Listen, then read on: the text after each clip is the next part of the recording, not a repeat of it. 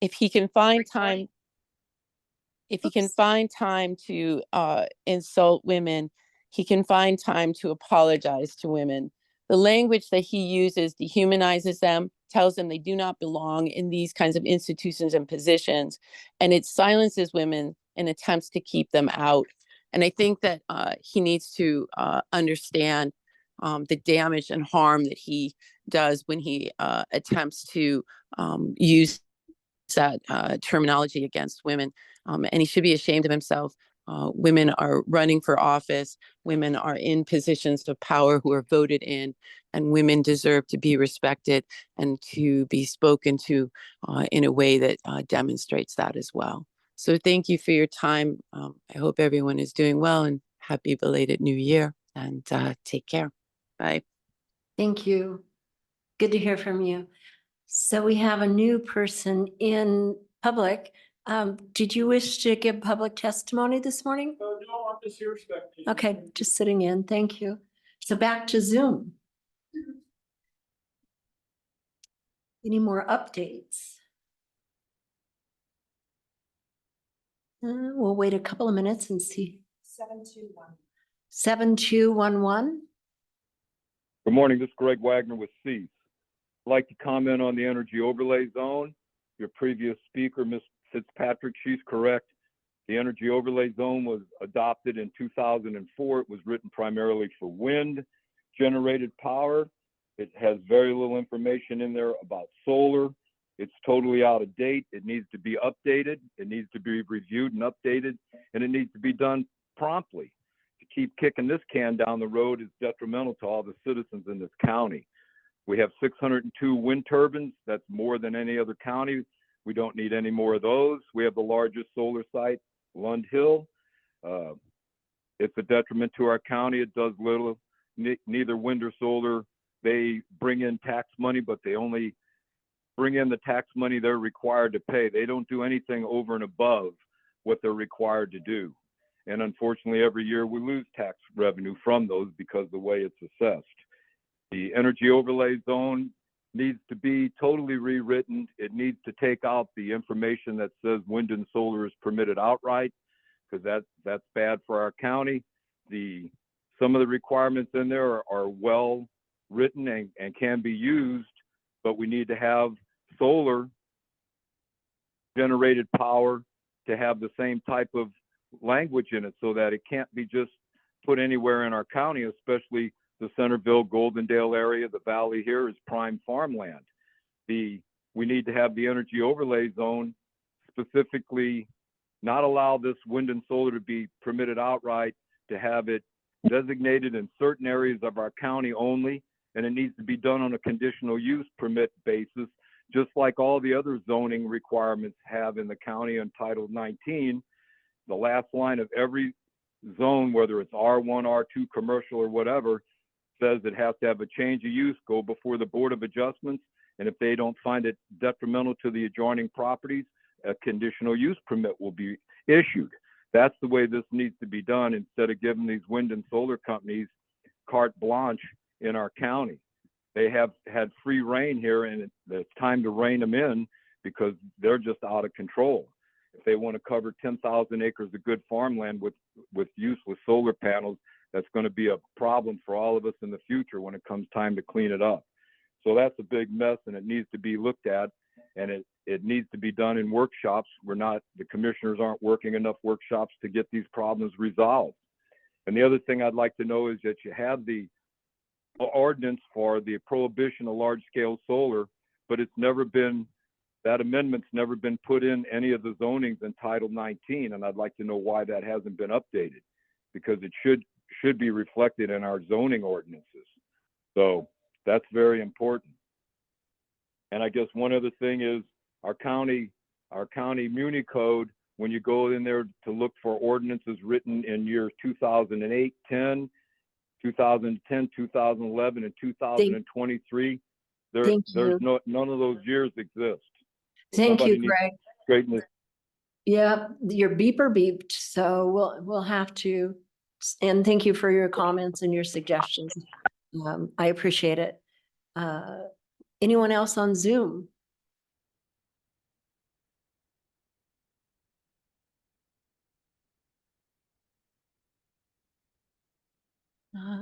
Seeing none, we'll ask one more time and then we'll move into our regular workday. I'll give a comment section for the commissioners first. So seeing none, Mr. Anderson, do you have comments? Thank you, Chair. And I just wanted to say thank you to Jean for the shout out with regards to us putting on the videos on YouTube so that we can actually continue to put our videos online. We were running out of space on Civic Plus, so that was a very big change. And I would also like to say thank you to Shelby and IT again for figuring that out and making that transition. Ms. Fitzpatrick, the proposed Carriger solar project is going through FSEC. They do not currently need any local land use permits. And so for that project, you will need to follow the FSEC program and comment at the FSEC program. We are still currently waiting to find out if the FSEC will require a full EIS. If they do require a full EIS, there will be scoping, and all of your questions, comments, and concerns most definitely need to be brought up during that EIS scoping so that they will look further into especially those 70 acres of irrigated ag, as well as the rest of the issues that you raised. Gabrielle, I'm not certain if you've been online lately. Have you heard about the child care facility proposal for the Dalles, the city of the Dalles? If so, please look into that. And our child care group is still meeting and discussing. And with regards to Mr. Culp, he is an employee of the sheriff. I hope you please contact the sheriff and have those conversations with him. It is not appropriate for the BoCC to talk about employees of another elected. We try to stay out of each other's sandboxes. And with Mr. Wagner, thank you very much for your comments, sir. And we are having workshops, and we did bring on a new planning director, and we have a long list of things that we are working on. It is easy for us to think that, you know, we could just have a workshop and make decisions and figure things out. That's not how workshops work. In order for a workshop, staff usually has to spend tens, if not dozens of hours prepping for those workshops. In which time they're prepping for workshops, they're not getting their regular business done. The stuff that they are required to do that is their everyday work. That is the reason that we just don't sit around and have discussions as a board of three. We set the policies, we set the direction and steer the ship, and staff is the ones who find the facts and write everything up in order to move forward. So please be patient. When you look at our workload with regards to just responding to public records requests, it is hard to add more time when people are already working 40+ hours a week. So thank you for your understanding when it comes to the workload of county employees. And with that, I'll yield back my time, Madam Chair. Thank you. Well, thank you everybody for commenting. To start with, we do still have a lot of questions about solar. We do have a lot of planning issues in our county that need to be updated. And I have a little bit of a different view than Mr. Anderson in that I do look forward to more workshops this year with the BoCC especially. I like to call it kind of a little effort of how things work. There's a lot of misnomers, a lot of misinformation, a lot of lack of education about how things actually function, especially with planning. And I think we're getting, it looks like very slow progress or no progress, but we're getting closer. We have our planning commission highly functioning now. We have our new planning director. So I'm looking forward to the rest of 2024 to getting together with the BoCC and moving into some of those workshops and doing some of those things and learning actually with our departments where do we go from here and how do we get us into the next few years coming up? And we desperately need to do it. But it will take some time and effort to figure it all out. So it will need workshops. And Gabby, good to hear from you again. And we did have an email conversation about that facility for children in the Dalles. It's a great project. They've got a good partnership moving. They consider us as a regional partner, which I was glad to hear. And they invited me to a meeting and I'm thrilled about where they're at and where they're going. And they've committed to work further with us to help us get things moving faster on our side, hopefully. So, but with that, we will move to the consent agenda with 8 items. Madam Chair, I move that we pass the consent agenda with 8 items. I will second the motion. Motion and a second. Do we have any discussion? Hearing none. All those in favor? Aye. Aye. Aye. A consent agenda passes. So payroll. warrants. Madam Chair, I move that we pay the accounts payable warrants in the amount of $186,039.59 and the payroll benefit warrants in the amount of $854,549.08 for the date ending March 11th, 2024. I will second the motion. Motion and a second. Any discussion? Yep. I'm going to abstain from this vote because I have not had time to look at the bills this week. That is my fault, but I will abstain from this vote. Thank you. All those in favor? Aye. Aye. Those opposed? And we have 1 Abstention. abstention. Thank you. So As the morning has been kind of crazy, we do have the planning department update was omitted from the blue part, so we do have planning here to give an update. great. Okay. And where is he in front of Public Works? I take it. Yeah. Okay, great. I see that. Okay, perfect. Sorry. So do we have a commissioner's miscellaneous reporter updates prior to moving to planning? Mr. Anderson, do you have any comments or updates for Commissioner? Thank you, Madam Chair. I had a chance, this is regarding the Facebook Live and Zoom open house. We've had some issues with the creating the Facebook Live because we created our County Commissioner Facebook account, but it has not had, if I understand right from staff, it has not had enough interactions in the greater sphere. And so we can't link to it. We either have to find a different linking Facebook page, or we need to just make the online town hall a Zoom only and we can record it. We can use our regular Zoom account and then it's the same thing. We or whoever's marketing it would direct everyone to our regular Zoom. And then the same thing would hold. People would type into the chat what their questions are. And then if people are on the phone, they would end up having to ask them via the phone, I guess. I've sent an email and request to the mayor of White Salmon to see if she knows a way to get around that or thoughts. But Shelby from IT didn't know what options we had available for us. And then as for mediating the event, Lou with the Sentinel said he would be willing to do it and penciled time into his schedule, even though it's on a Tuesday, in order to do it. I was unable to find anyone else willing to moderate. So I just want to give that update.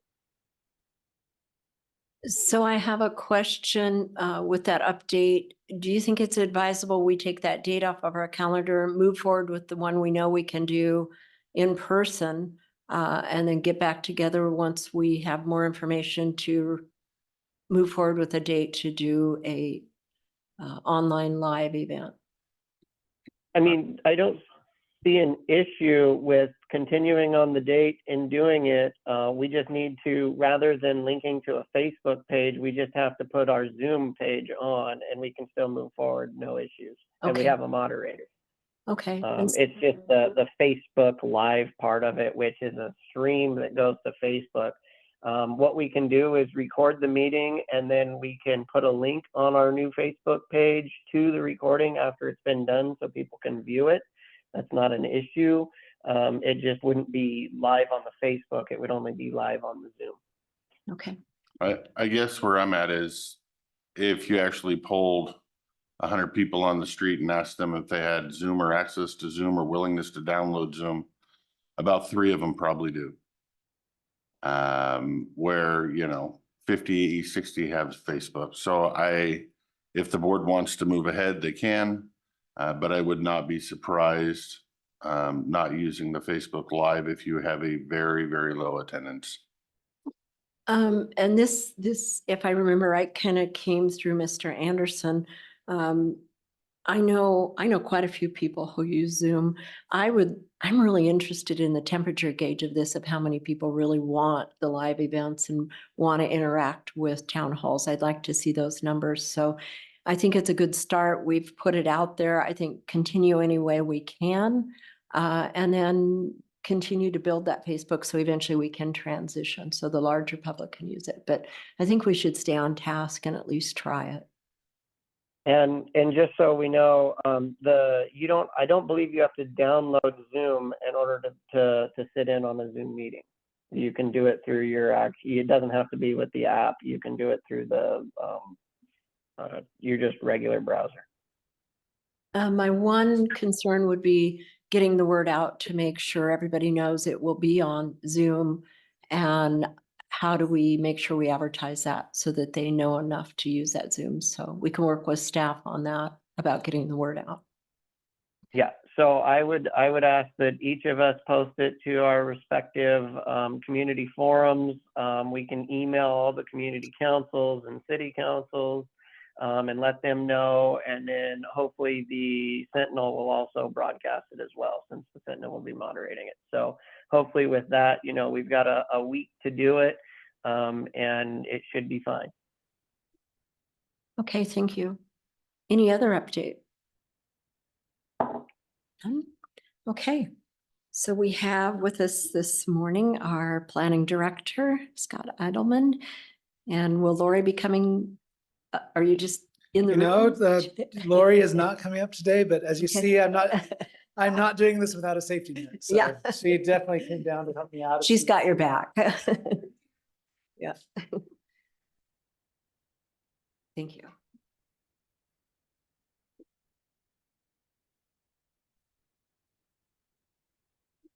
Oh, yes, it's, environmental testing. Yes. Oh, okay. Oh, yes.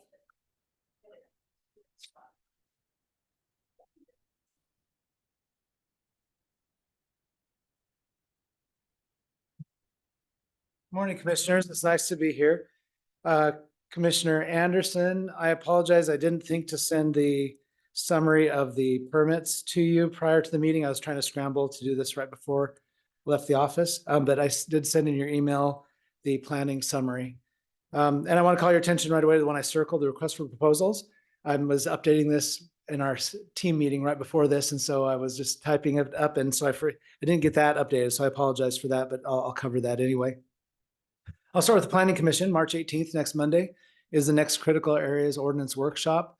The team is working on putting together a side-by-side at the request of the Planning Commission, which will show the existing ordinance and the revised proposal, which I think will help them as they go through chapter by chapter. So we have that ready for them for chapters 1 and 2, and we're working on the rest of those right now. April 15th, along with hopefully continuing the Critical Areas Workshop, I don't see why we can't do a couple things in one meeting. We'll be having the Port of Klickitat, the Bingen Point Shoreline Substantial Development and Conditional Use Permit. So those are our 2 big upcoming items with the Planning Commission. The Board of Adjustments on, I believe it's April 1st, as the Rummel-Lambert Conditional Use Permit, which has been discussed recently and was resubmitted. The request for proposals, the part I did not fill out on your summary. I'm planning to, Lori previously sent a draft contract for review to the chosen consultant, and with the expectation they'd return it signed if they're okay with it. And then we'd take it to the PA just for final review. We have not heard back from them, so I'm gonna follow up and do an introduction this week and get a chance to meet them later on. The Wilson Monroe rezone, we've been given the report to proceed by the PA. We're gonna be coordinating with the commissioner staff to schedule our combined hearing, both on the SEPA and the rezone. We anticipate, just based on notice and preparation requirements, this will likely be mid to late March at the earliest, but we'll start working on coordinating that. Is that a hearing that's going to be done at like 1 o'clock and then again at 6 o'clock PM, or is that just an evening thing, or what's your kind of thinking for that? I would have to ask Lori on that because I haven't dealt with your hearings before the board at this point. Well, that's why I didn't know if it would kind of fall into one of our regular hearings, or I don't know that we've ever heard one of these appeal things, so I don't know what the set hearing time schedule is. Thanks for the question. I had a feeling you'd be up here. Thanks. It'll primarily be up to you, the board, because it will be the board's hearing. And there is the option of doing it normal, 1 o'clock, give or take a few minutes, and or in the evening, or both. So maybe we coordinate with your staff, and if you have ideas or. Well, right, that's kind of my question. Do you have any kind of historical knowledge of one of these in the past? It's been quite a few years, but I believe it's always been just during the primarily during the commissioner's hearing time. I know there was one years ago, and I don't think it was an appeal, but we ended up having, the planning commission made a recommendation, and then the county commissioners wanted to hold a meeting. So we held their meeting in White Salmon at the Pioneer Center. And then we came back and like the next week, because you had to make the formal decision here in Goldendale. So, but that was pre-COVID, prior to Zoom and all those other things. So Okay. I think, We should talk about it and figure it out. yeah, maybe we all talk, or you guys talk and tell Elisa and Leanne, and we'll figure out something. We do have to advertise in a few things, so honestly, it probably won't be March. So, and obviously with advertising and getting the notice, because it would involve the public hearing for the rezone as well, is holding the one hearing. So we'd have to notify the adjacent landowners and all those other things, so. And thank you for that correction. I meant to say Okay. late April Yeah. at the earliest, not late March. But we'll coordinate and make something work. I will try to bring it up later today, and hopefully the board can come to some conclusion on time frame or location and Okay. whatnot for staff. Perfect. All right, thank you, and thank you, I'll stop Lori. talking and sit back. Port of Klickitat, lot 38, Dallasport. We are hoping to get that SEPA routed, if not later this week, next week, so that will be coming around soon. The James Dean Aggregate Resource Overlay, as I understand, that was being held off on the SEPA threshold determination until new director arrived, and so we'll be working on that very soon. That's going to get to the top of the priority list. And then, do you have an update on the Smith RV Park? We're asking about that one. Once again, we have that, we have the revised plan, so now we need to go over the revised binding, it's all draft at this point, draft binding site plan. And then hopefully we could get it routed with the SEPA determination, most likely not this week, but next week. And it's important to note, it's the same applicants, but it's different property, and this RV park would have direct access off of Highway 141 instead of Spring Creek Road. Yeah, thank you. I put a note on there, new plan director tours, introductions. I welcome any and all suggestions, pointers, introductions, anything you can do to help me get to know this community better. Just let me know. I'll be glad to go talk to anybody. I've been meeting with a lot of other people in the county staff, as well as some from the public, and going to be getting a few tours very soon. So I'm looking forward to those. You see our list of pending projects there. And then I passed out the updated through January and February permits. As you see, our permits are slightly up from January, expected due to the weather. I think more telling though is just talking to the team, because I have not been here to understand what historically it looks like, but it sounds like we're quite a bit busier than normal. I think a lot due to waiting for me to come on board, and then once I'm on board, all the extra work to get me up to speed, along with just a lot more phone calls, a lot more emails, and some odd requests, odd and not in strange, but just ones that take a little more time than normal to research and answer. If you have any questions, be glad to. I have one quick thing. I know earlier during public comment, somebody commented on our zoning ordinance. So I quickly went on their website and I noticed, I think there was a conflict because it was called zoning ordinance, and we had updated that with the solar prohibition. So I quickly uploaded the new zoning ordinance, called it a different name, and it's out there that does show the solar prohibition in the various zones. So Okay, we quickly got that done in the last half hour. that's great. And I'm not sure what happened, but I think it had to do with the naming conflict and was going back to the old file, not the new one. So, Hey, thank you for that. Thank you for listening in. Yeah. Yes. I do not have any questions, but I would say that if you need any tour, want any tour, need to see anything on this side of the county or meet anybody, let me know and I will be happy to chauffeur you and escort you and make the introductions. I'll take you up on that. Schedule that. Thank you. Make a list, I'll make it happen. And we'll reschedule. Mhm. Great. Sounds good. I had not checked my email Yeah. this. Oh, morning. yeah. You've got more important things to Yeah. deal with, so I appreciate that. Waiting today. Yep, wonderful. Congratulations. Yeah. Okay.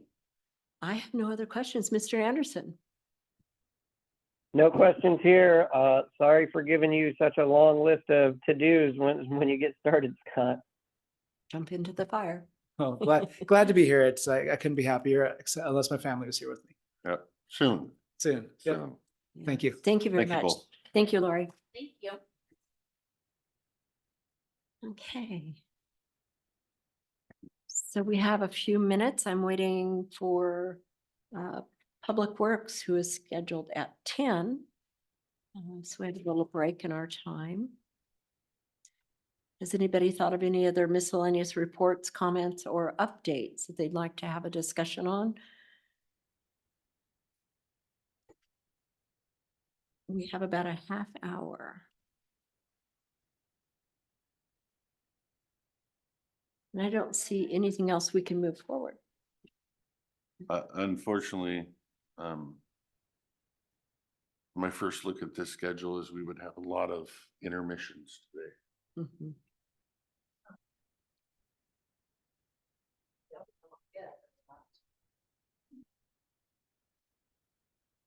It was just brought up during that previous conversation. What does the board feel? Would you like to have the public hearing during just 1 o'clock, or 1 o'clock and an evening hearing for oral comment, or extend the written comment? What do you guys feel is appropriate? If I may, permission? Go ahead. If I had my thinking, I don't think this is a room full of 300 people. My suggestion would be one hearing. My suggestion would be an evening hearing. And my suggestion would be in a location in White Salmon with Zoom as well. And then we would have to leave the record open for comment and make a final decision the following week here in Chambers. That would be my. Mr. Anderson, do you have a preference? I'm just trying to understand what we have available technology-wise to do the hearing in White Salmon using Zoom with what we have down there. I don't know what we would use, You don't. especially when it comes to mics and system and all that. And staff says they're unaware too. They're gonna have to talk to probably IT about that building and what we have available. Yeah, and I was just in one of the meeting rooms this last week. They're not very big. Well, So I guess I was thinking there's other facilities in White Salmon like schools and whatnot that might be able to be used, but up to the board. what we've done in the past when we went down there, I mean, this was prior to Zoom by years, was we used the dining room and we just took everything down there and we did the recording on the recording and had people come up and speak.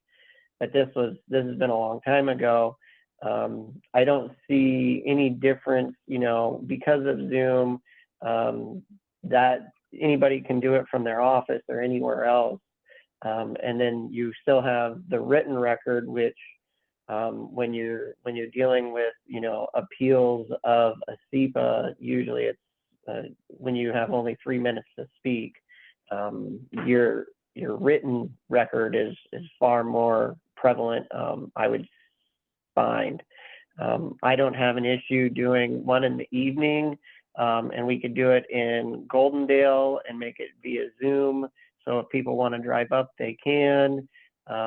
If I don't want to increase the cost on time and staff and everything doing it in White Salmon when people have access and the availability to do it. Well, and that would be my questions, time and cost on staff. And then just for historical sake, what have we always done in the past? Anybody have that knowledge? I know we had a little talk with Lori. So Just a when we regular daily meeting. So we did the rezone in Trout Lake. That was, the rezone to rural center. We didn't go to White Salmon. We didn't go to Trout Lake. I believe we did a hearing during the 1 o'clock, and then we did an evening hearing both on Zoom. And then, of course, we left the record open, and then we went from there. But at that time, I don't believe there was an appeal of the SEPA at the same time. There wasn't. And I'm far more concerned about making sure they get an evening hearing than doing a day and an evening. So if the board thinks Zoom is a necessary item, I will concede to that. If the board is willing to just do one via Zoom and in person in the board chambers in the evening, I can get behind that. Mr. Anderson? I mean, I have no issue doing it both in the afternoon and the evening. I don't think it's going to add too much time and difficulty onto the system. We just have to remember that we're sitting in a quasi-judicial fashion with regards to the appeal. Okay. And for me, because it is a bigger subject, I would agree with the 2 meetings. I think we could go ahead and allow that so that we're sure that we cover everybody for their schedules and they have time to check in with us and let us know what they'd like to say. So I would approve afternoon in our regular session and then offer an evening to make sure we're covered. Does that work for you, Mr. Christopher? Whatever the Little board more? decides to do. Yeah. Okay. So staff, timing on that, we're going to be waiting on planning to get to there. Okay. So, She'll advertise, okay. and so it'll probably be in April. Okay. That's good. Thank you for bringing that back up, Mr. Anderson. So, was there anything else that we can move through that was a question already this morning? I thought there was one. In your emails, I have forwarded the email from Cindy in the building department. There, just a second. So the WUI code was not being adopted as per the State Building Code Council. They're not going to be voting on it until March 15th. So she prepared a revised Title 15 with 15.13 omitted as well as 15.30. And I forwarded Okay, all of that. okay. Good to know. Great. And did you hear that, Mr. Anderson?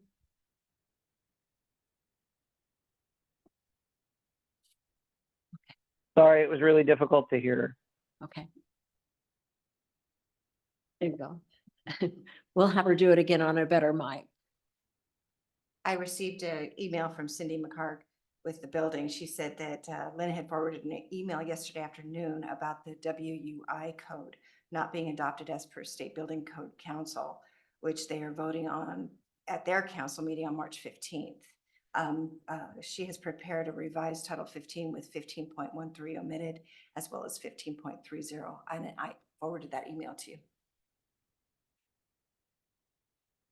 Thank you. Any questions or comments?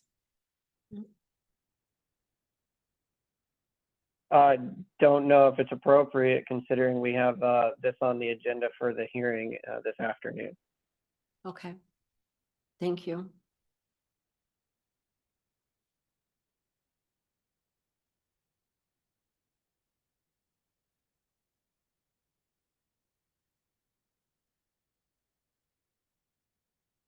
So we're a little ahead of schedule yet, so we'll just do a work break, and if someone has something to bring up, just let me know.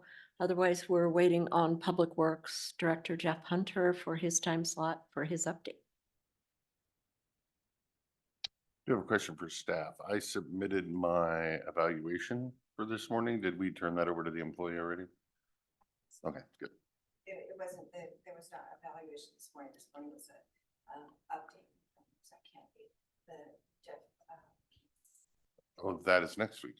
Oh, well, see, then I didn't miss it. That's good. Excuse me, before you break, I understand the public time's over. And I went to the wrong building. Mm. I did end up even though I'm rough as heck, cause I belong up in the gravel in the woods. I did record my statement and it is written, but should I just submit it another time? Or before, I mean, I have Bluetooth but I don't know if I should, under the conditions that Klickitat County has put me in, I don't know if I should put myself out unedited, but I would like your advice on that as you break. Sure, yeah, and we have moved through our public session, but if you have something written, you're welcome to submit it to staff, Okay. and then they'll circulate it to us. And I'll just Yeah. say publicly Okay, that my name is Sandra Colleen Duncan, 123 Remington Road, Lyle, Washington, Brighter Side Church. My driveway knoll, it's a private road. You come in off of Lyle Snowden, 8 miles up from Lyle. It's old state forest, Simeote McGowan Loop. Don't mess with my neighbors. Don't expect emergency access through this prescriptive emergency easement, never to be gated, because it is by the little 7-7 ranch. But my driveway road, no, and the whole width of the road, silent prayer vigil, 24/7. And don't ever come up my driveway, especially Klickitat County Sheriff's Department. I don't call the police ever. okay. And do you have your testimony with you that you It can? is, Okay. And I, from pharmaceutical assault for trauma. Okay. When all matter became foreign and terrifying, instead of being protected on the taxpayer's back, 7.5-year pharmaceutical assault, I'm learning how to read and write again through scripture and jury instruction. Okay, And so my statements are damn raw, okay. but they're the truth. Well, thank you for submitting those, and thank you for coming all the way up to Goldendale for Thank that. you. We appreciate it. We're sorry that you missed I public comment, I but thought it was it, but you know what I found out in the basement? Finally, after 10 years, I can't get a lawyer, but in the basement are finally the court documents that I needed. okay. So hallelujah to that. Well, thank you. Okay. Any other work issues or discussion you'd like to have, Mr. Anderson? We have just a few more minutes.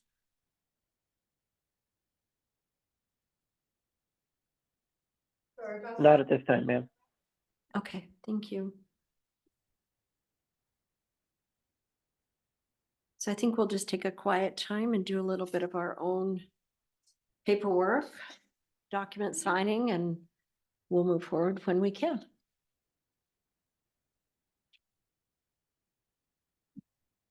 Thank you.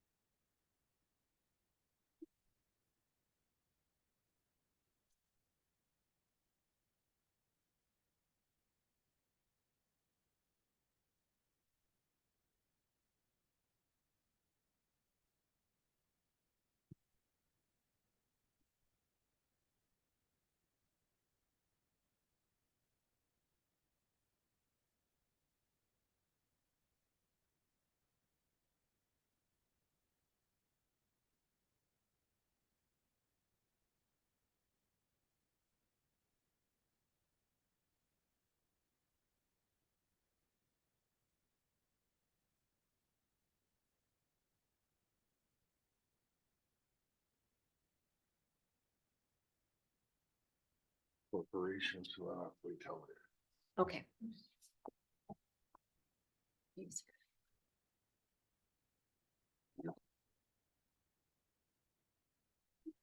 I don't know if you have anything in there. Cheers.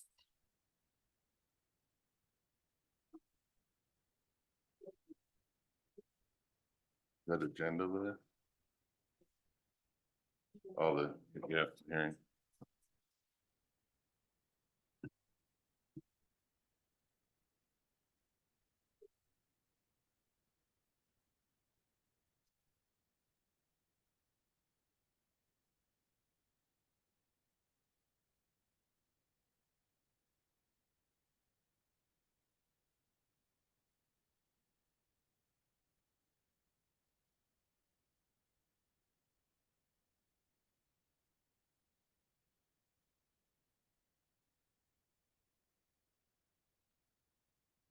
Okay.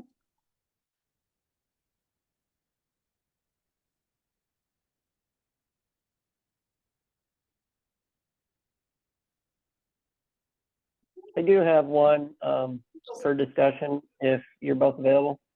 Sure.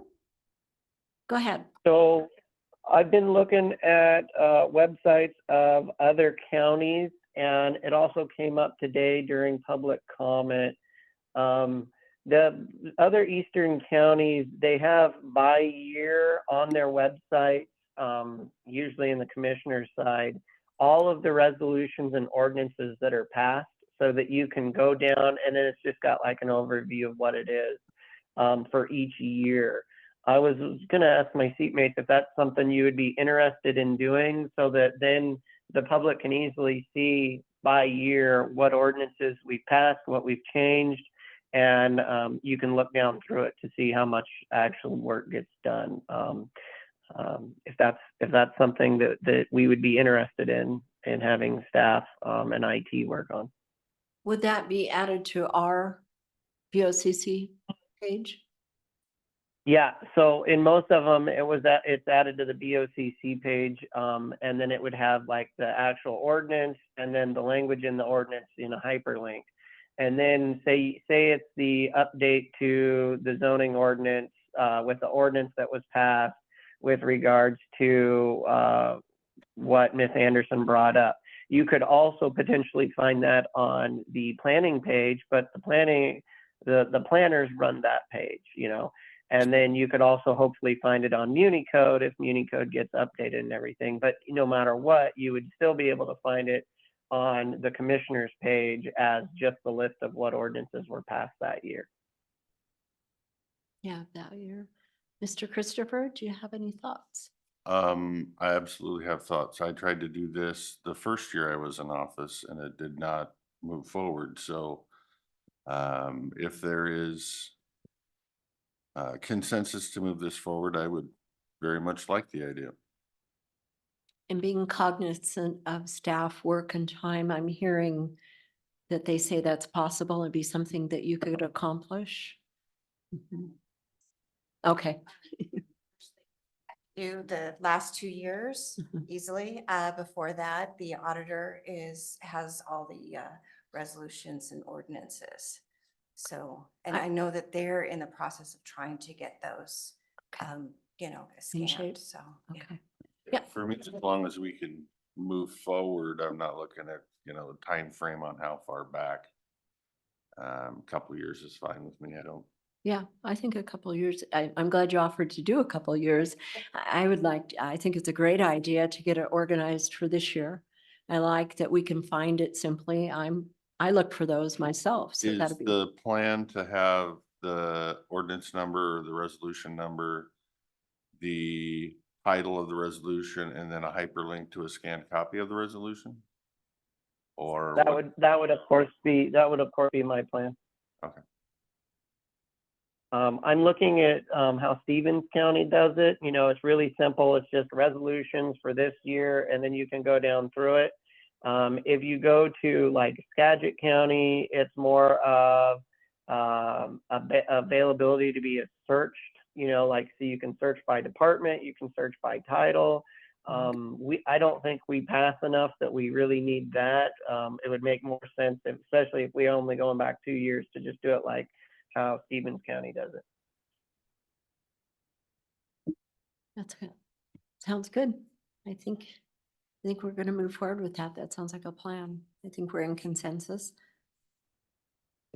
So one more good thing done. And we had Public Works and we lost him again, so he still had a few minutes to sneak out of here. But thank you for bringing that up, Commissioners. Anderson, sounds like we have positive movement there.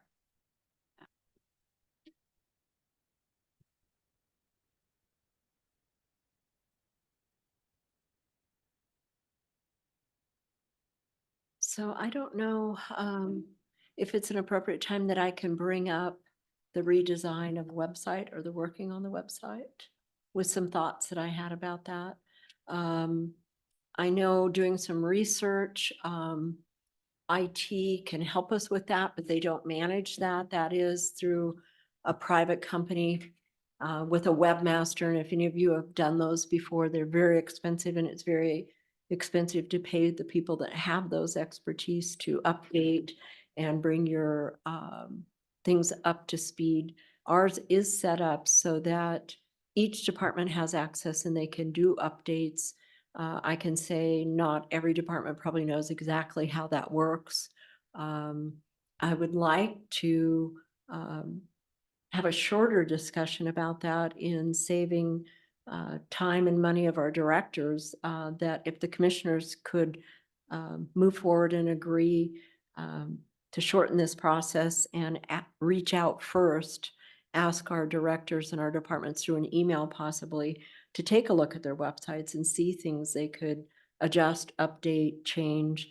And if they don't have the technical expertise to do that, reach back out to us or to the IT department and see if we couldn't accomplish some of those things individual rather than make it into a larger project that is potentially costing the county quite a bit of money.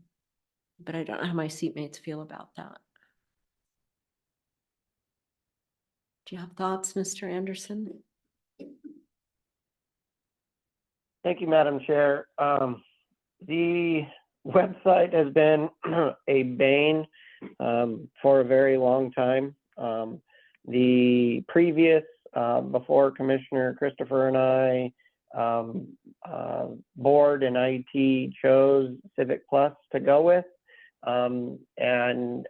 It was an extensive amount of work and a lot of cost to migrate everything to Civic Plus. And then we had trainings over the course of 3 months for county staff that needed to learn how to update those sites and everything else. I don't know that if we've done a training for staff, because we've had a lot of staff turnover in that amount of time. If we've had updated training for the new office managers and people to manage those systems, that might be a good place to start. And we've got a lot of new directors as well. That might be the place to start.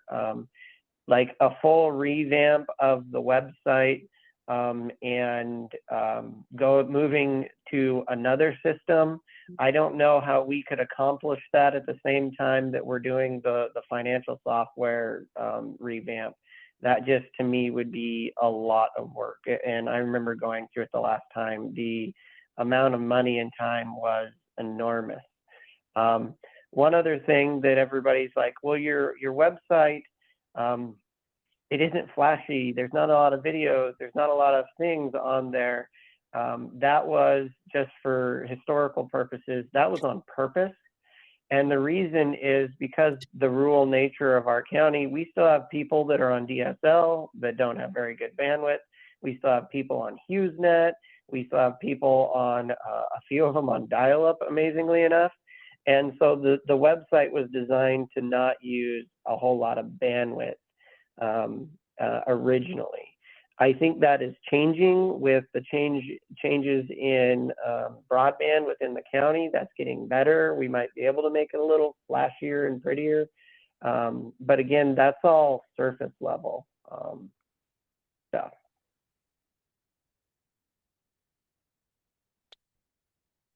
Yes. Go ahead.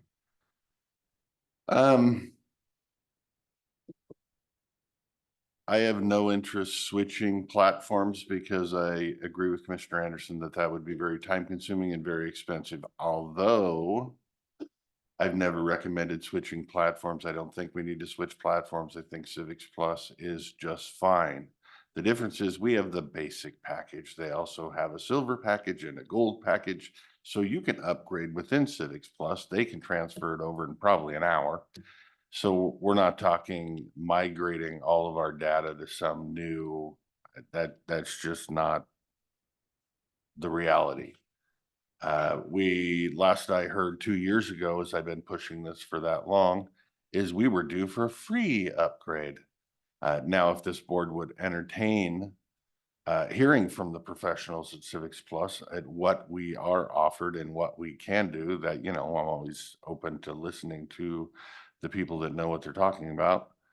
But I have for 3 years. I don't think our website goes far enough. I don't think our website provides services to the taxpayer that it could provide. And I don't believe our staff is adequate to running their pages.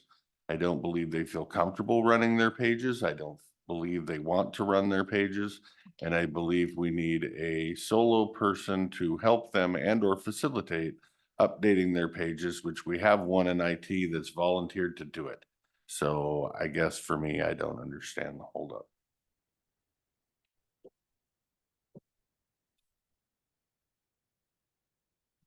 Okay, so it seems like you have put some research into it with the packages and different things. Do you have any associated costs with that, what those packages are? You would need to talk to Civics Plus. I talked to them 2 years ago. I'm sure their numbers have changed.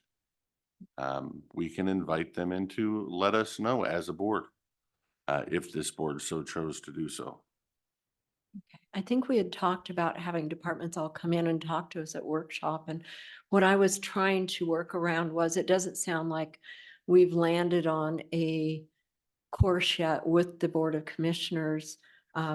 I personally like to be cognizant of the director's time and what it costs for those directors' time and what work they don't get done when they're coming to visit with us.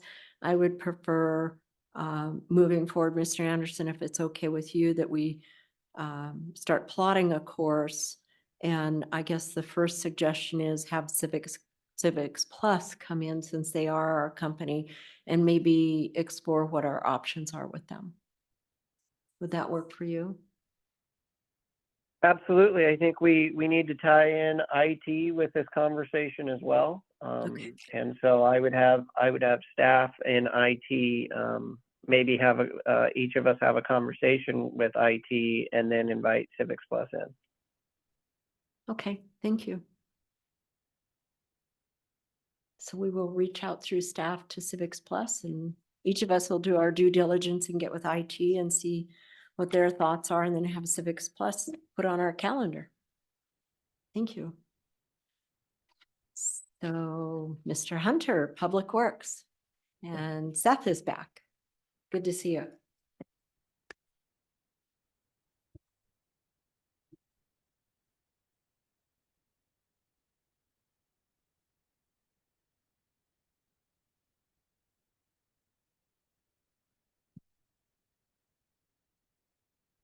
Thank you.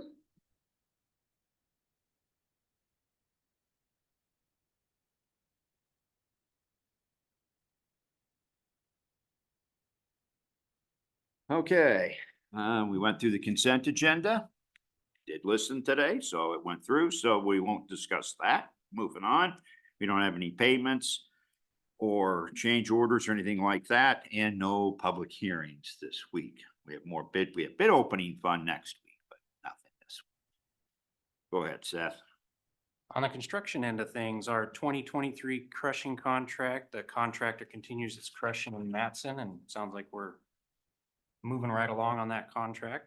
Annual striping contract, the bonds and contract have been sent to the contractor for signature. On road design, Sundale Old Highway 8 is out on ad. We got quite a bit of interest in it, and bids are due next Tuesday. Liquid asphalt is on ad as well, and bids will be due next Tuesday. Data collection, ball banking, pretty much the same as it's been the last couple of weeks. The contractor is crunching the data and plan to be complete by the end of April. Our bridge repair bundles, staff is working on the award process with WashDOT to get the preferred consultant on board and under contract to start that work. And other preliminary work continues. Okay, on the maintenance side, east side's cleaning ditches, grading, and doing some brushing.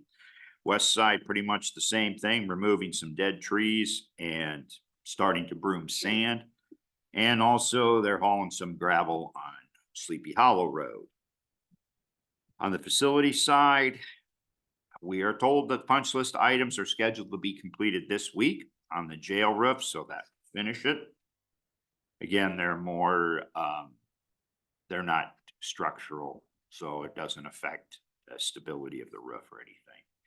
Superior Court, there are, like we said before, 2 contracts still out to bid. Work is still scheduled for April 5th. Events, we have events, Fire in the Mountains coming up. We have events scheduled for all weekends in March now at the fairgrounds. Fuel Island, we're still working on. Auditors floor covering is getting, a portion of the floor covering is getting installed today. Project is still on schedule to be completed by the end of March. HVAC contract, the contract for the courthouse will go to the board next week. Storm damage, we're almost done with that. The jail washer installation is scheduled for tomorrow. And we finally got a date to hopefully install the camera back, so it's working on March 25th. Brings us to Trout Lake Park. Couple things at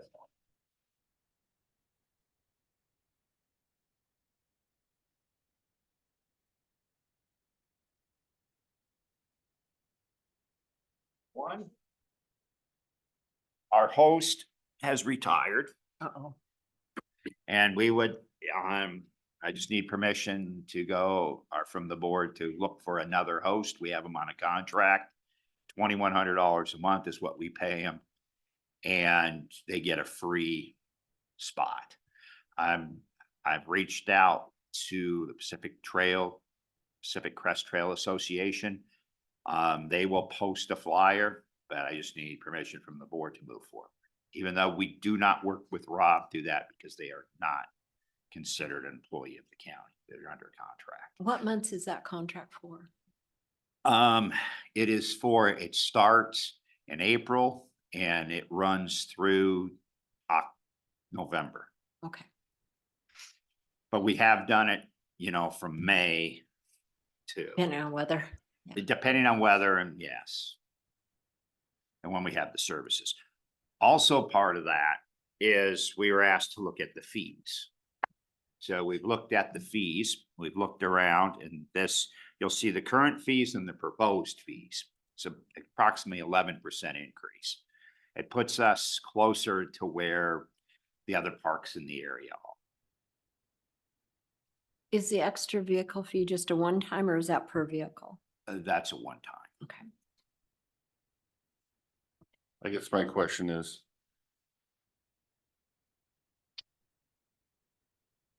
this gets us closer to where the other parks in the area, but I would imagine, and correct me if I'm wrong, it still does not make the park self-sufficient. No. So the camp rates are still essentially being subsidized to keep them low. Well, they're not as, when I say close to, we are right in the ballpark of the ones like at Mary Hill and that. When you go out to Elk Meadows, you're not. That is a much more elaborate park, allows other things that we wouldn't allow. It's a different type of a park.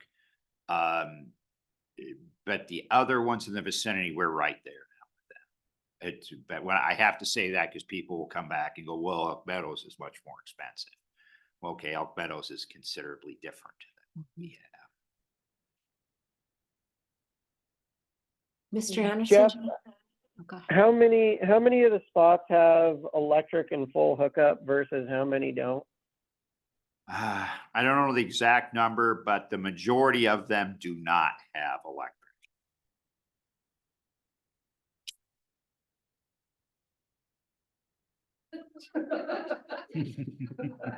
I forgot my mic was Just a on. commercial. While I was opening my energy drink. It's my brittle bones breaking. I'm looking through, I have no issues with the change in the prices. I'm wondering if we can, do most parks of this size with these amenities have hosts?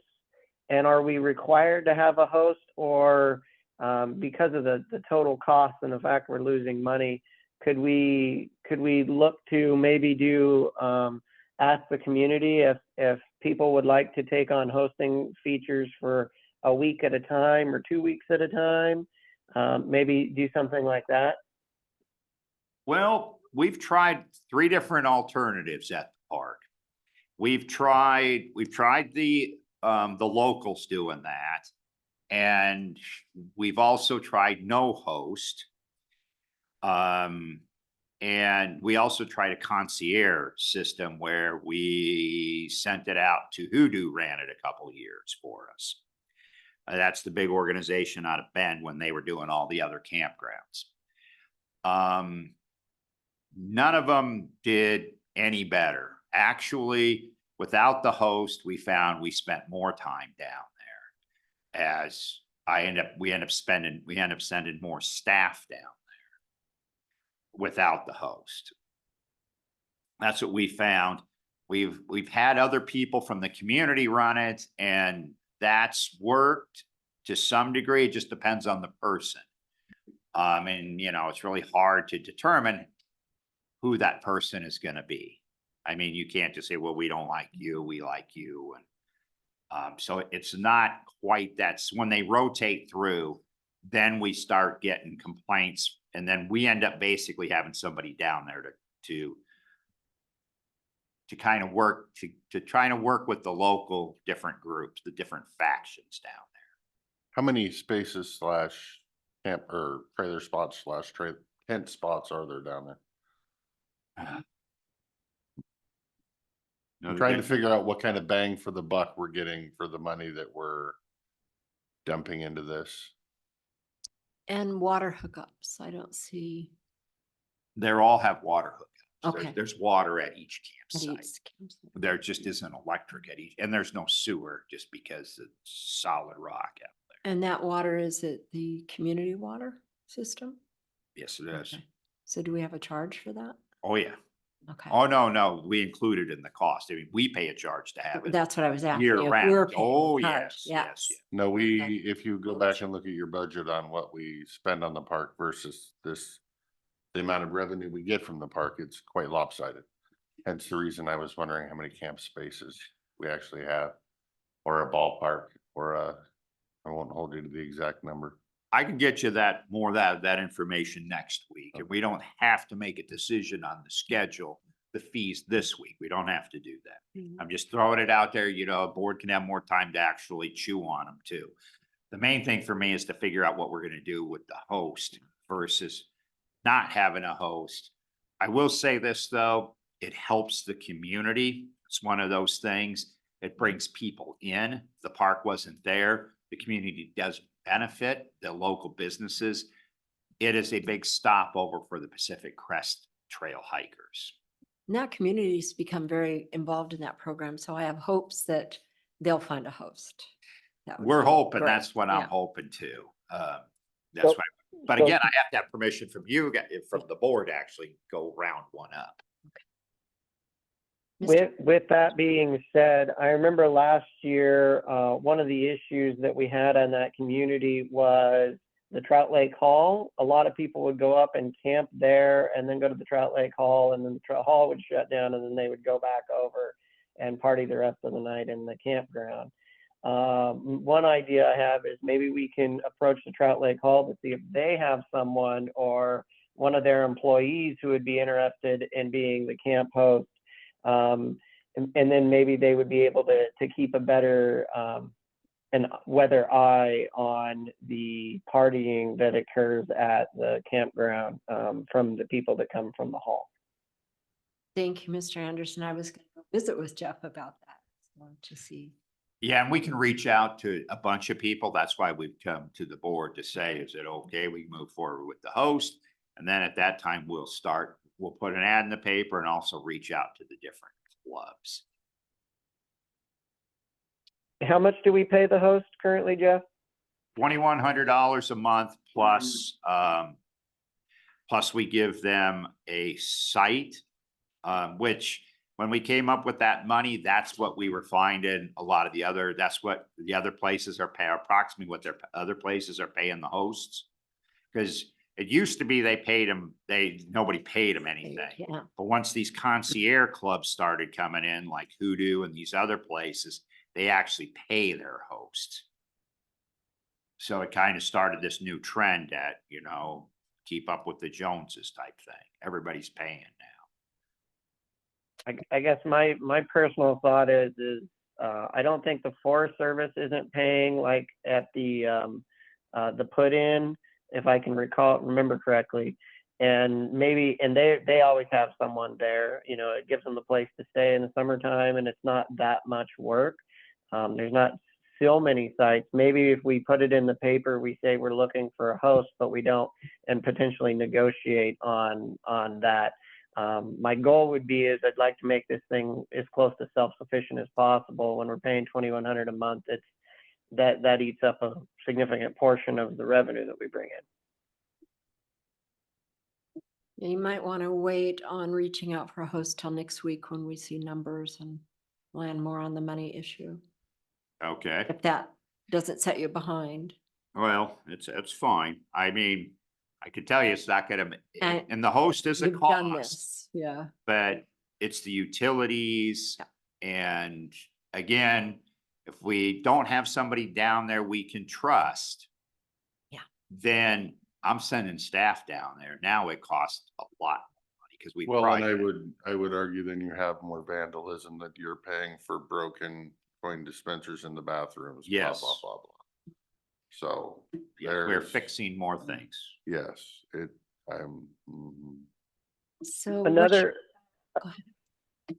another option that we could have, and this is just a possibility is we have a huge issue with summertime housing and availability for those people that work the summer jobs like the whitewater rafting and everything else in this area.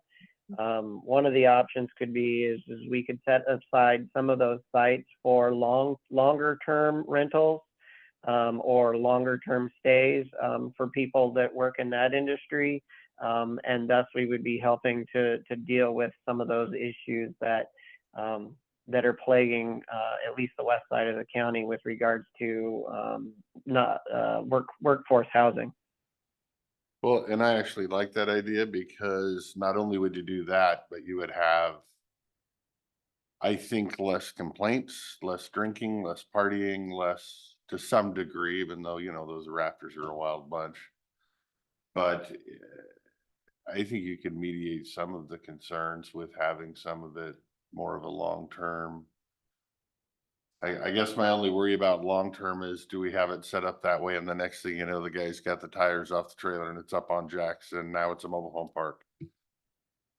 Well, they can only have water up through about November, up to the end of October, because So we even have- long-term, they'd have to pull their trailer out of there once a week and run it through the septic or dump station and put it back in again. well, they wouldn't have water either. They'd have to fill their tank somewhere because we have to turn the water off around before it freezes hard because the line. Interesting idea though. Or they live with that. But no, it's an idea. There's a lot of ideas we could broach and look. Yeah, I just know with the financial situation the county finds itself in, I would be very curious how it proceeds on a lot of fronts. This is just one of them. Yes. So, Go ahead, Jay. we could likely find, you know, somebody from the raft community who would be willing to be the camp host. But, you know, when they're rafting, they're not going to be the host. They can't be there 24/7, but we might be able to get a good deal and not pay the $2,100 if they're getting a free place to stay and maybe, you know, a smaller stipend. But you wouldn't have the host there 24/7.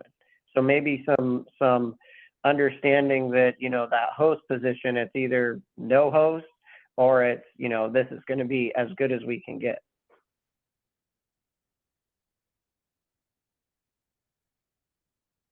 That's true. I mean, we can look at, there's a lot of different options you can look at. I just want to caution the board, when you don't have a host, we've tried this, it ends up costing us more money. Because the host is, you know, granted that's $2,100, but if I'm sending a person down there, because we have to collect the money. See, that's the biggest thing the host does for us. That and they clean the bathrooms. If not, I'm sending somebody down there every day. And from Goldendale, it's quite a trip. So we'll have to move on for economic development, but for me, could you send us those numbers on the email? So I could look at them this week, and then maybe we can get back with you next week after we look at numbers, and also we could all bring back different ideas where you can look for hosts. Yeah, or, you know, if there's not enough time, we can always roll it into the workshop. Yes. Okay, I got one more thing real quick if we have time. Okay. This is Oh, thank you.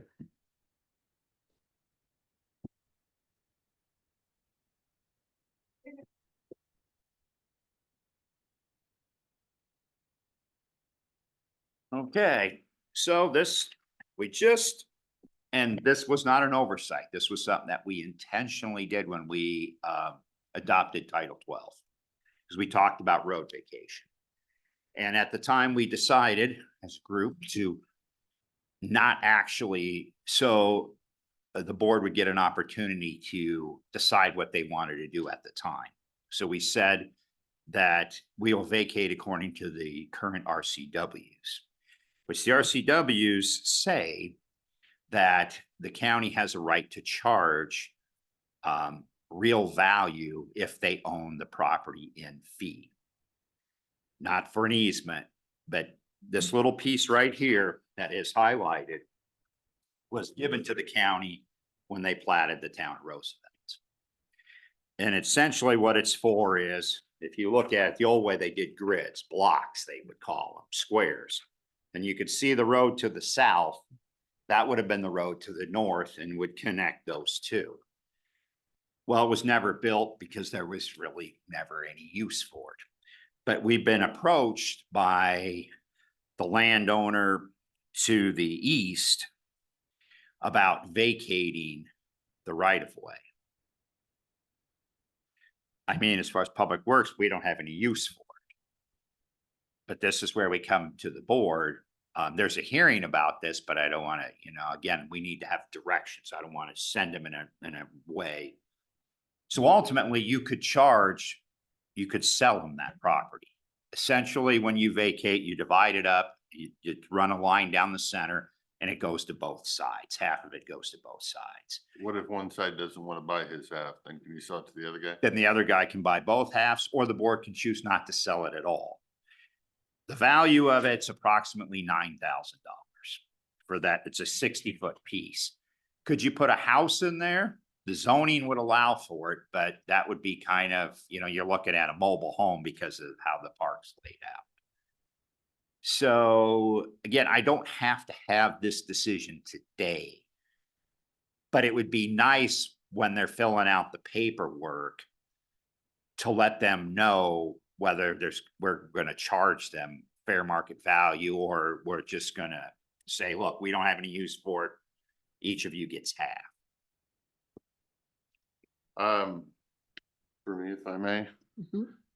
I guess I'd say I'm not interested in giving county property or taxpayer owned property to individuals. But I also see absolutely no reason for the county to own said property. I don't see there ever being a road or development or any of that kind of stuff. So I do believe it could be removed from county ownership, but I cannot support giving it away.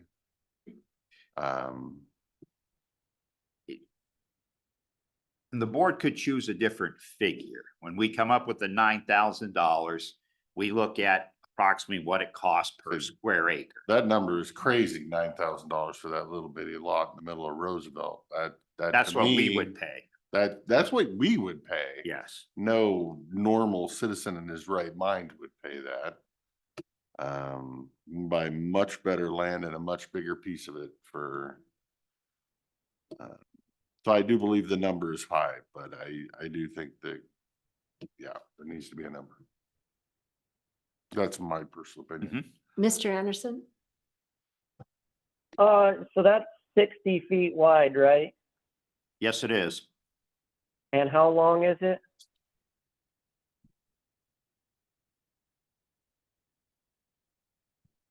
$200 feet. 200 by 60. Is that large enough to actually make a buildable lot for somebody if somebody else wanted to purchase it and potentially build on it?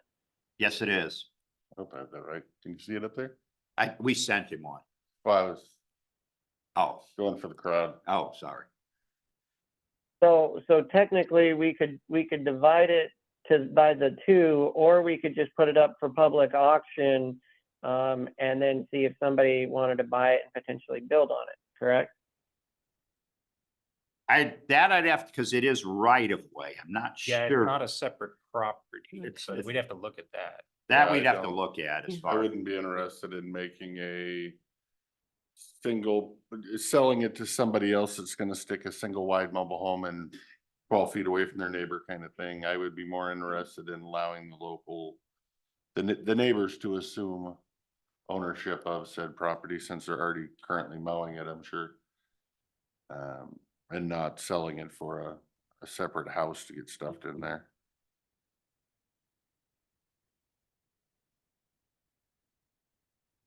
I was just thinking in terms of workforce housing, and maybe you could put a duplex on that parcel, for the people who are working out at the landfill, if somebody so thought.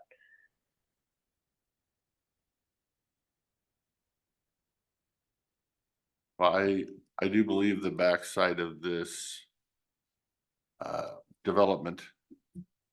And I believe you can even see it in the map a little bit, has quite a few still available parcels. Down there that are available for anybody that's terribly interested.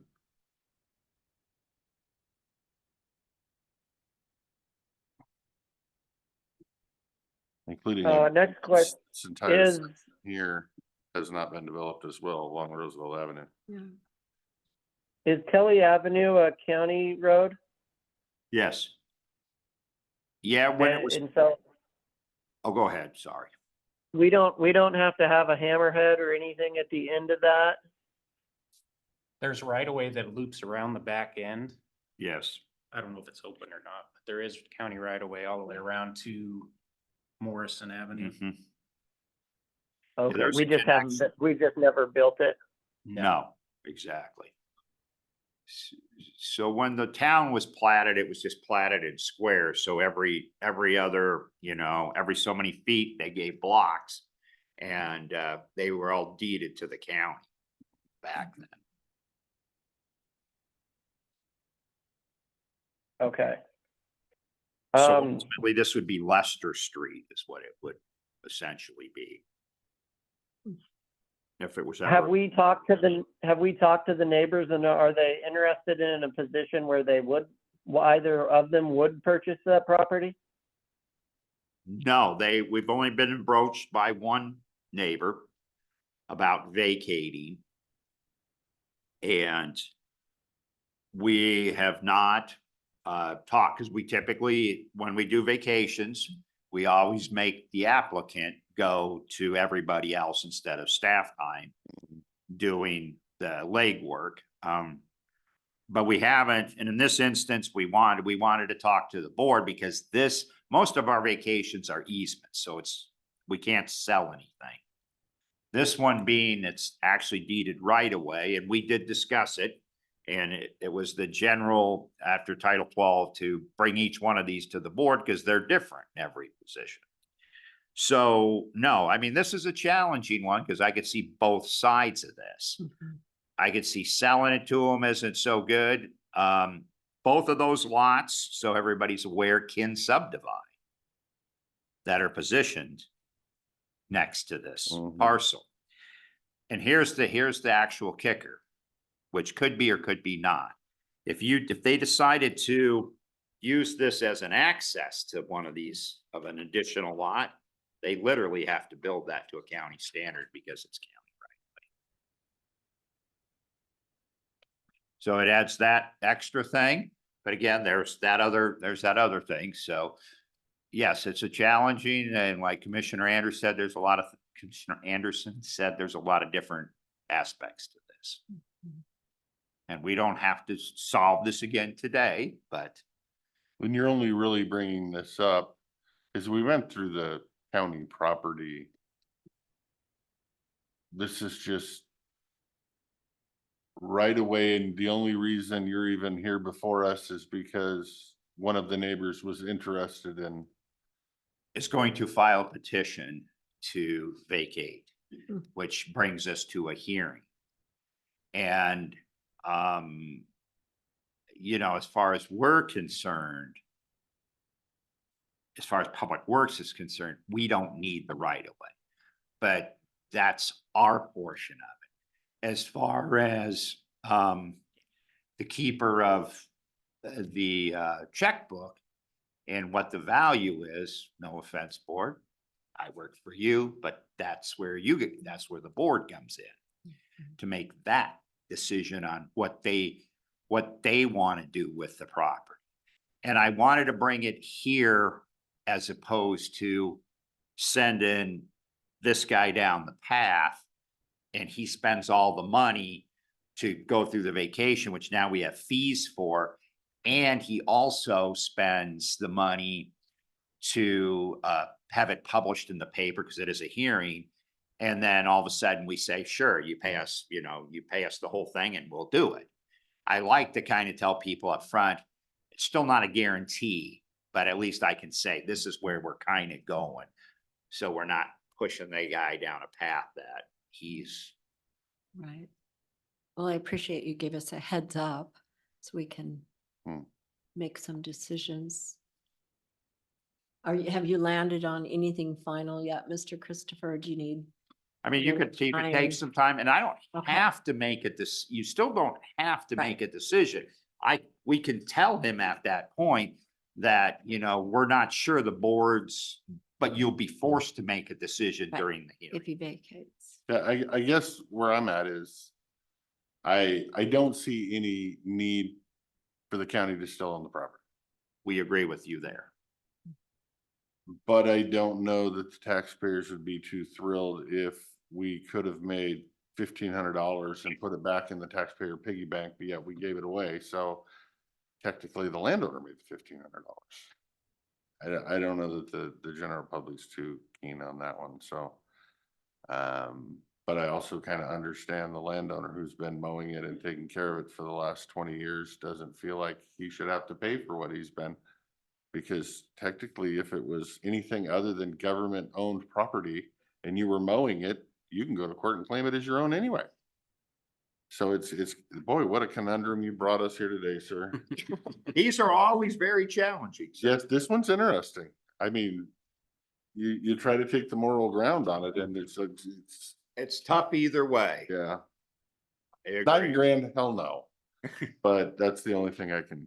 Yes, I can give you it's a today. tough decision either way. So I'd be more than happy to give the board more time. Okay. Mr. Anderson, is that good with you? I'm fine with that. Okay, thank you. Yeah, my major concern, I guess, is I would imagine they're both kind of splitting it, sharing it, ownership, you might say. And obviously the one guy wants some of it or all of it. And I don't know really what the other guy wants to do. And I think if I knew what the other guy wanted to do, is he interested in paying $800 for half of it? Is he not interested? I don't care. My neighbor can own the whole thing. It's fine with me. That would help guide me in where I'm going. Well, we know from the one guy that the other guy is in support of it. But we really haven't, we haven't told them. I mean, I think Nathan told them that there's a potential that you could end up having to pay for it. Mhm. And we've left it at that. Okay, Okay. Again, we don't have to solve this today, but Okay. we will bring it back again, and we still don't have to solve this, but it will have to be solved if the other guy says, yes, I want to pursue this, let's go to a hearing. Mhm.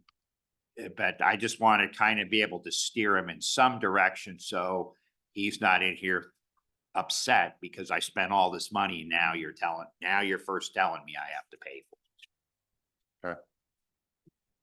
Yep. okay. Bring it back up in your next update with us. Okay. We'll do some due diligence. Don't let us forget. Yeah, there's a lot of. I don't know that I could, just so you know, where I'm at is kind of Uh-huh. where I'm at. I don't know that I could get differently than where I'm at without hearing from the local landowners.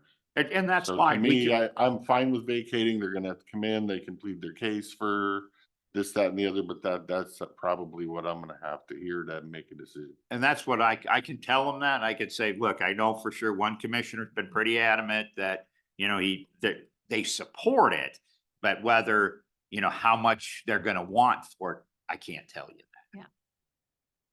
The climate in the neighborhood. That's okay.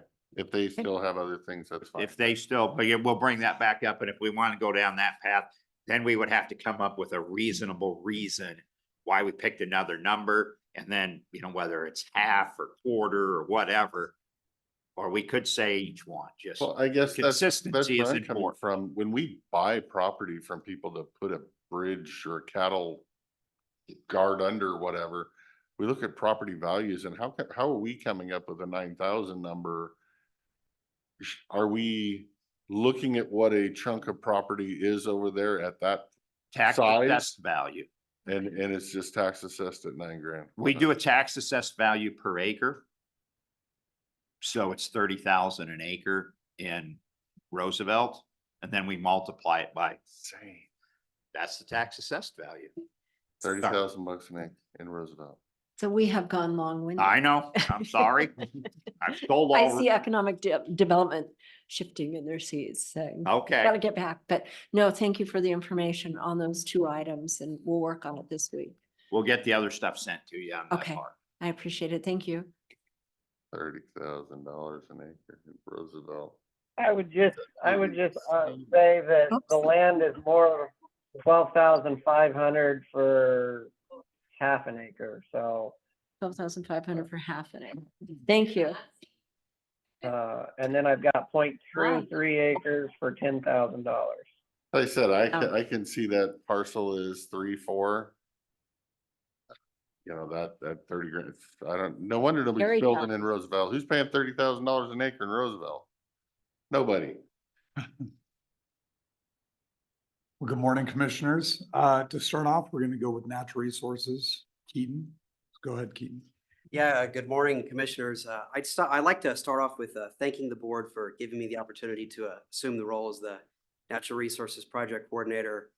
It's been a trip. The 5 months is moving up from Texas, and I'm just thankful and grateful to all the good folks in the county who have helped me grow and develop so far, and I hope to do good work.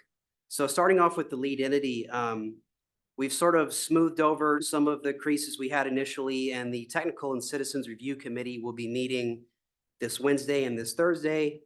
Hope for a good turnout. We'll take the time to discuss the changes made to the 2024 grant round, including the additional $24 million in riparian funding tacked on to what I've been told is a high-end grant round of $21 to $27 million that the surf board is distributing. We'll know more about the specific amount the lead entity is going to get somewhere around June, but what we do know is that we don't have any rollover dollars like last year, so we'll hope to take advantage of the additional funding sources and get some good projects. Additionally, the department's also attended the Washington Salmon Coalition executive meeting. Introductory in nature, it's just a collation of different lead entities and important folks involved in the surfboard projects, and we'll be attending another one at the end of March and hope to keep attending these throughout the year. And then additionally, I've also started to dive into Endangered Species Act policy, RCO recreation grants, and getting my teeth into the other natural resource projects that the counties are involved in. That's all I got. Okay, that's good. Doing good. Kelsey. Good to see it all working, moving forward, the board's meeting. Good morning, commissioners. Okay, first up, the Klickitat mill site. The draft scope of work is at ecology right now. They've reviewed it and now it's going under contract, so we should get our draft contract soon to review. Department of Commerce, the grant writer program, which is the packet you have in front of you. And Commissioner Anderson, I emailed that to you, so I don't know if you got that yet. So there was $580,000 available for this fiscal year ending in June and $500,000 available for fiscal year 25. The grant is limited to hiring staff or using an independent contractor. We were approached by Jessica Meta at McEd to use them as our contractor, basically, to work on the county's big SEDS list. What you have in front of you is kind of her outline, what she was thinking and budget. So I put that up for review. You guys have any questions on that, or do you want time to review it? I don't have a question. I guess our question would be, are we good to move forward with having McKet as a partner on this grant for the grant writer program? Well, I got questions. So does that mean these 5 items that are on this page are the only people that are getting grant writing services? Or these are just 4 that we can think of off the top of our head? That if another partner came in and said, hey, I got this thing here and I want you guys to work on it, McKed's gonna go, okay. So the way the grant program works is you have to name the projects that are ready to go out to grant in your scope of work. And so these are off of the SEDS list, these are the ones that Jessica got commitment from that were ready to go out and start looking for grants. They were pretty much shovel ready for their projects. No one else was ready to move forward, or they were already pursuing grants. Okay. Did that answer your question? It does. When this grant thing first started flying to the legislature a couple of years ago, I was very, very encouraged. To say I'm not so encouraged now is, yeah, it's good. It's just not the bill of goods that was sold. So. What was the difference, Commissioner Christopher?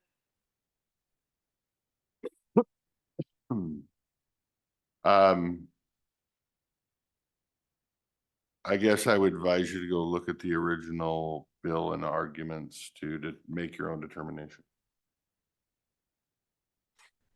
Well, I know from past history with CDBG and things, mid-climate economic, or the MCED does a great job with the grants. And boy, I've been in the past, my history, they take a big burden off. And even from projects a long time ago, I've used them recently to go back and look for information that was missing that there were questions about. So they capture the data and they have a historical. So grants are a big burden. So it's nice to have somebody experienced that's willing to take them on. If we move forward with the grants, I would say to the commissioners, so there's for every grant, there's basically an application process. And then there's a contract that follows that. And from my understanding with our brief discussion with Terry Drexler, the program manager, is we can have that expanded to more than just these projects. So these are projects that you have to apply for, but if we want to help out a local nonprofit that needs something that pops up, we're able to encompass that within the scope of work on the contract portion. It's just, they don't want to give a blank check. Clear pass, yeah. Yeah. No, I'm with you. I think it'd be good, and I'd be curious what the contract language, Okay. application procedure says. So step one would be apply for the grant. If we get awarded the grant, then I'll keep the commissioners updated on the contracts and what that looks like. Great. Mr. Anderson? I am in favor of moving forward, and I think those 5 projects look great. Thank you.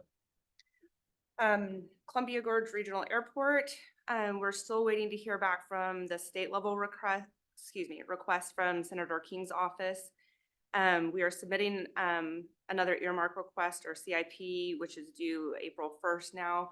And we're gonna run those through Cantwell, Newhouse, and Murray's office. Additionally, we're putting in an industrial site readiness grant for $400,000 through Commerce, which is due the 21st of March. And we're currently collecting letters of support for these efforts.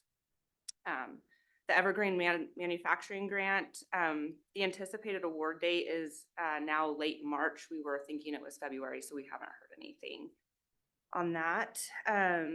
The Regional Innovation Hub, which is the ICAP, or Innovative Cluster Accelerator Program, through MCED and GTEA. There was a discussion at the meeting last week to have greater communication and innovation between companies. There were some ideas thrown around on a machining shop being available to members, and they're still in the initial stages of planning that. And it would be like a makers. Yeah, like kind of a maker space. Maker space for machinists. Cool. Yeah. Affordable housing. Last Wednesday, the department gave its presentation summarizing our statewide summary of how other counties use their affordable housing dollars and what their apparatus are for the oversight and distribution of those dollars. The department made a recommendation to the Klickitat Executive Committee on what a path forward might look like, and other discussion will be had at our next full Klickitat meeting in April. Business retention and expansion. On February 8th, we hosted Lorena Llewell at Cafe Genevieve's, where we met with local businesses to detail services available through SBDC and also go over the options for any damages occurred during the winter storms that happened in January. Overall, there were 9 businesses that attended, which, because we only had about a week to get that together, I thought was a success, and several who made individual appointments with Lorena for follow-up. So that was good. Broadband, We're continuing to follow Commerce and the broadband office monthly updates, meet with local ISPs and form a plan. Jean Patterson, who is a member of the Broadband Action Team, she has started a broadband newsletter and is currently distributing it to different community councils and the community at large. She's gonna make it so people can subscribe to the newsletter and just help more information get out to the community. There's been a few community councils that have asked for a presentation update on broadband, and so we're gonna focus on that the next month.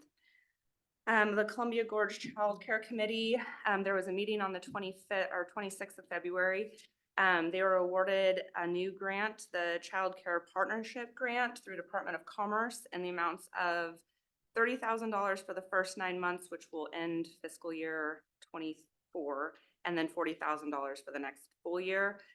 They're still working on a plan for the $583,000 federal grant, and they're doing more community outreach, concentrating on local businesses through the chambers of commerce. And then it's springtime, so we are starting our job fair planning, and we will be having that at the Golden High School again. Any questions?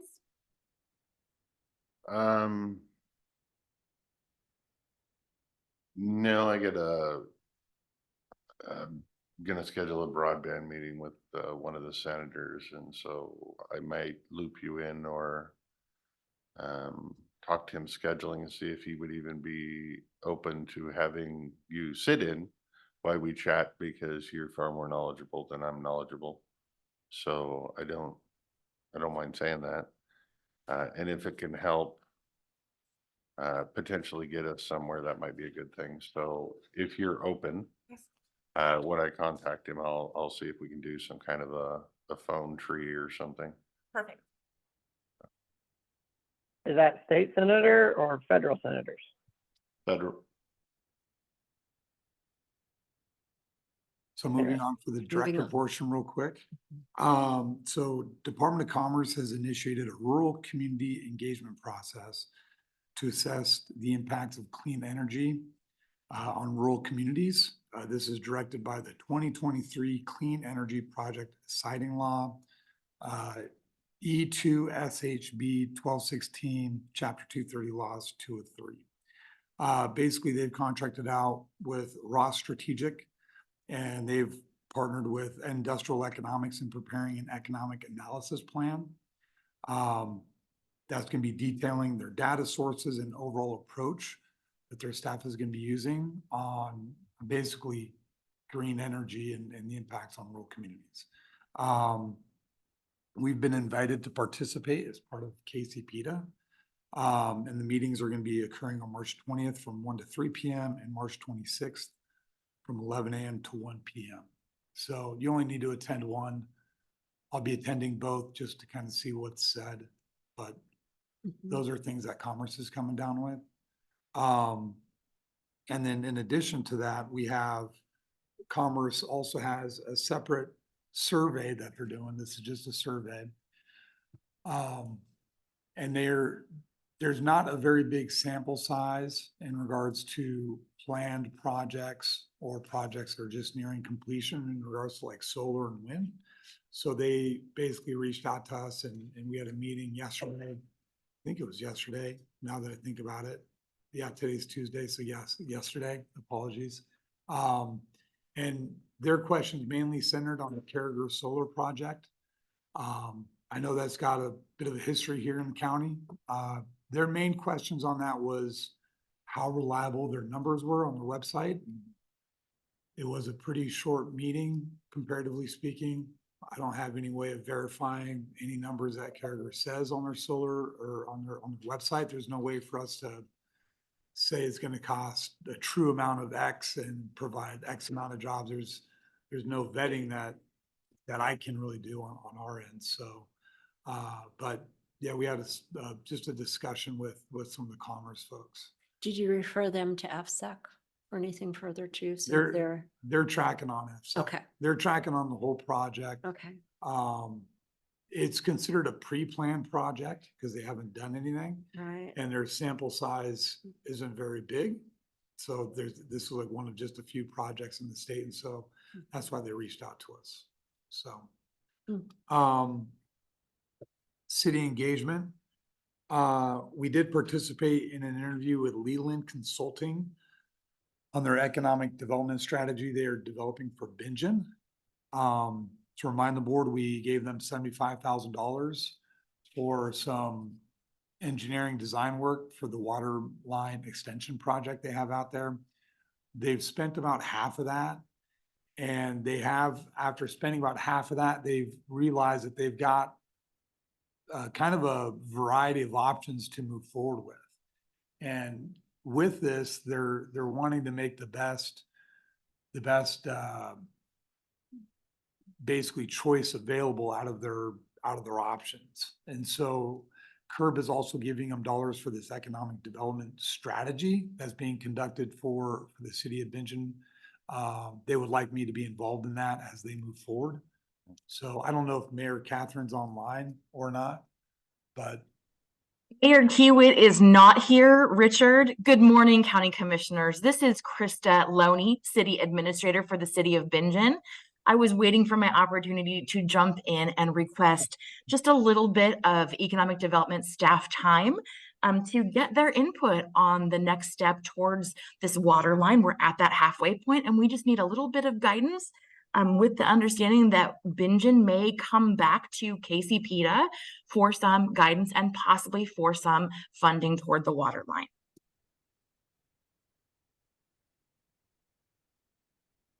So guidance in choices via what the contractor has suggested.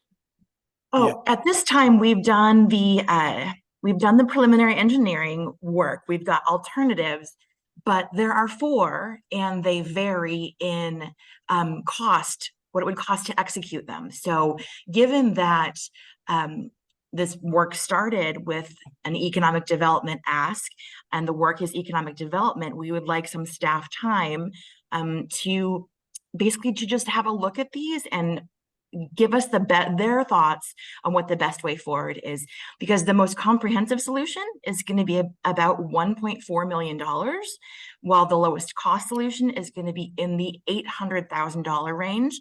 And we know as a municipality that funding this water line is going to happen via a patchwork of financial sources. So we would like some input from the economic development staff on their ideas. So are you asking for our opinion? I have not seen those alternatives. so from my understanding, there's Bingen, please correct me if I'm wrong, Krista. So the ask is, as they move forward with these 4 different options, they're going to be looking at different, for example, like funding scenarios, funding packages, what that would look like. And they're basically asking the county commissioners if we could be part of that process.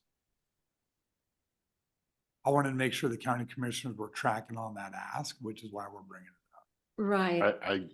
For me, I assumed that ask the minute KCP gave them the money. I knew that the ask for the initial amount was only the first of probably more to come. So I'm not surprised. I have no problem with staff time helping them work on numbers or approaches or funding options or advice. So we would appreciate that very much. Thank you, County Commissioners. What I have some clarification about is remembering sitting through those meetings when we discussed where that funding was going and what it would, there was a presentation for where the new water line would go and where the new water line would end up and what the new water line would serve. But now I'm hearing the water line is going to somewhere and we're going to hear 4 different alternatives now we can choose to spend more money on.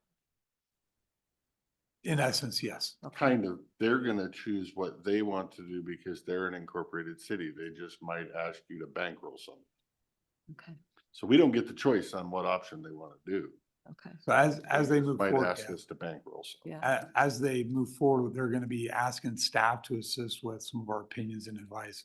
Work Okay. with Leland Consulting on their economic development strategy as they continue to develop that for the city. And then basically come forward with a good plan on how to get that funded. okay. And unless I'm wrong about what I remember about that project, I would say going forward in the future, make sure it's definite that we know where the end is when we're making a financial decision to have money handed out. Because I felt like I did know where that end was, where those lots were and what they'd be serving. So now this becomes a whole different picture for me. Yeah, I would imagine, and this is just me foreshadowing, they're gonna figure out their 4 options, decide which one would best behoove them economic development wise, figure out what they can get loans for at what percent, and then return to the Klickitat board with a pitch. I think is what you can foreshadow in your future. Yeah, and I don't want to speculate. It's just going forward. I want to be careful that if I'm told what the end result is, I want to make sure I know what that is, unless I'm incorrect right now on what I remember about the project. So, If I may, Madam Chair. yes.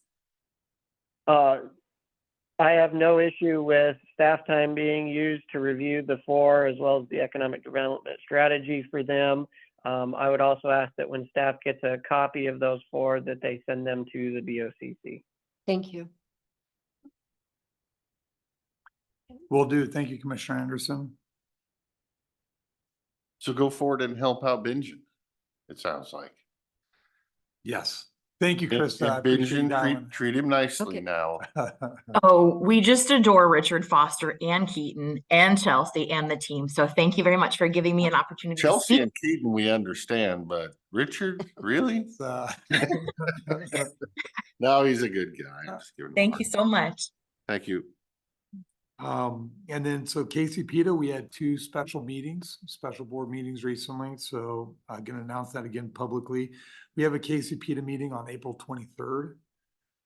From an infrastructure perspective, the final EIS has finally came out with the Goldendale Storage Project. Still getting acquainted with that. Do the county commissioners have a copy of that? I have a copy of that and I'm good. I just wanted to back up and let you know that the April 23rd Klickitat date, I will not be in town, so. But continue the meeting. I'm not trying to hold it up. I'm just informing you that I won't be there one less. Thank you, Commissioner. And legislative updates.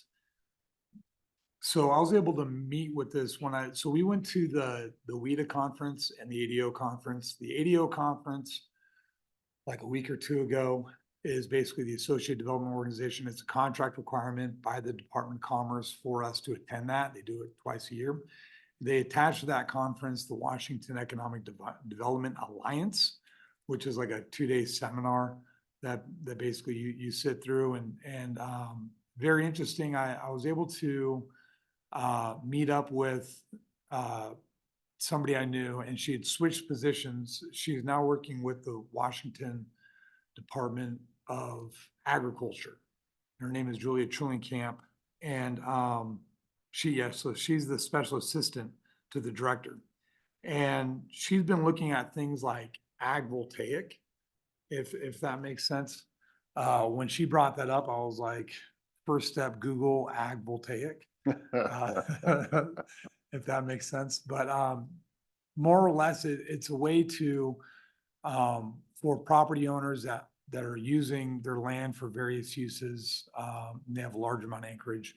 What is that impact economically speaking when you combine things like solar or wind or could be anything with local agricultural products? In other parts of the state, I know that they've taken vineyards and solar and they've combined them.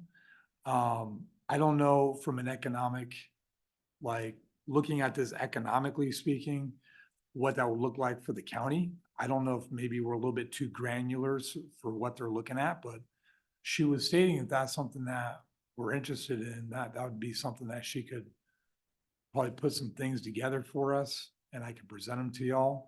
But before I start diving into this, I wanted to make sure that, you know, all three county commissioners are tracking on this. I'm not going, you know, going crazy and just I contacting guess my various. question you know. is, if the county isn't looking at taking a piece of its land that it doesn't own and putting grapes and solar panels on it, I would imagine that it would be up to a private landowner, a vineyard or whatever, if they wanted to put solar panels or whatnot on their property. And then I would think it would be their due diligence to figure out if they want to go down that path. I don't know how much the county should be involved in. I don't know, the thought of the county involvement in something like that is difficult for me. Mr. Anderson?